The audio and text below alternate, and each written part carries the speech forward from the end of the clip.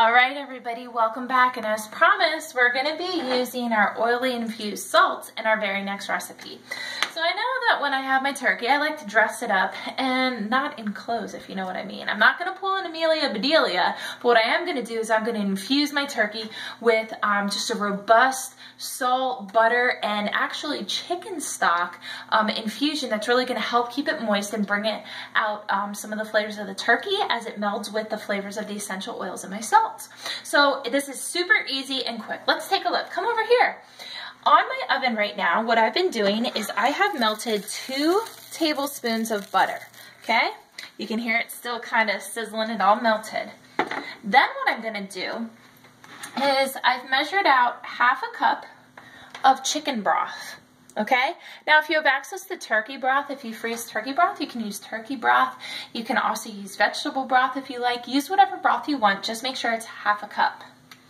And I'm going to put that in with my butter. Okay. And what I'm going to do is just grab a stirring stick.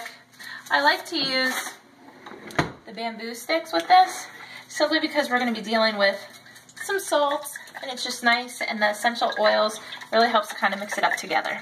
Okay, so now that our chicken broth and our butter are mixed together, we're going to add the following. You're going to add ½ a teaspoon of garlic powder. So I just like to sprinkle that in.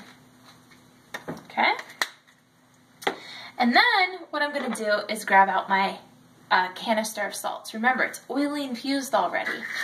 So, it's heavenly. I'm going to take off that plastic orifice, and I'm going to add just 1 teaspoon of salt.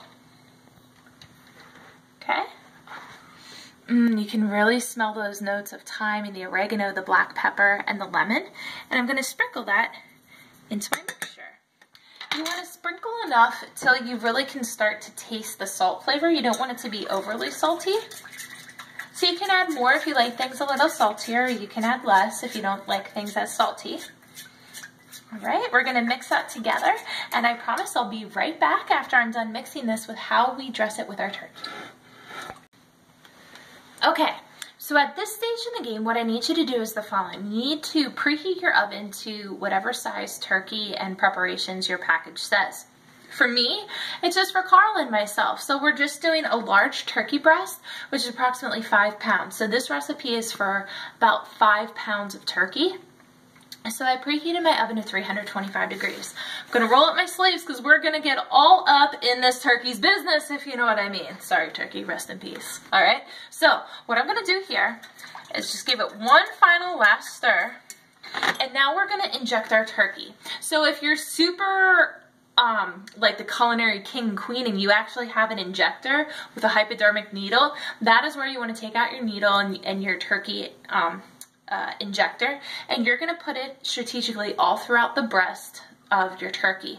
However, for me, I'm not that fancy, and so what I like to do is just grab a knife, just a little paring knife, and what I'm going to do is I'm going to take the skin here, and I'm just going to slowly just kind of break it open so that I can get up in there between the skin and the turkey. So there's one section. So what I'm going to do right here is I'm literally just going to pour a little bit of the butter, okay, a little bit of the butter, and I'm going to massage it in there, okay. Then what I'm going to do is come up, move the turkey like this, I'm going to come up underneath the skin right here, again, I'm going to put my finger in it to create like a little pocket for the butter to go in, and I'm going to pour a little bit more, and then you just want to gently massage that in. And I'm going to repeat this process all over my turkey, reserving about 2 tablespoons of butter to the very end. I'm going to finish doing this, and I'll be right back once I'm done. Look at this beautiful bird. My goodness, guys, it is going to taste so good for Thanksgiving. So what I've done is I reserved about 2 tablespoons of my butter left. And what I like to do is I like to pour that inside my turkey, preferably through the neck orifice, which mine is currently MIA. So that cavity will create a nice almost dome for my flavors of the oils, the salts, and just to be absorbed in the turkey. So I'm going to pour that in there. right, I'm just gonna gently just kind of massage it in, let it do its thing. It's in there. Some might leak out, which is fine. And then I'm just gonna place my turkey on its side. If there's any remaining butter left, what I'm gonna do is just drizzle it all over. Okay. I like to really bathe mine in butter that one time of the year where butter is okay. And this way it's on all sides. Okay? So you can also use the turkey baster if you wanted to here, but hey, it's more fun when you get all up in that turkey, right?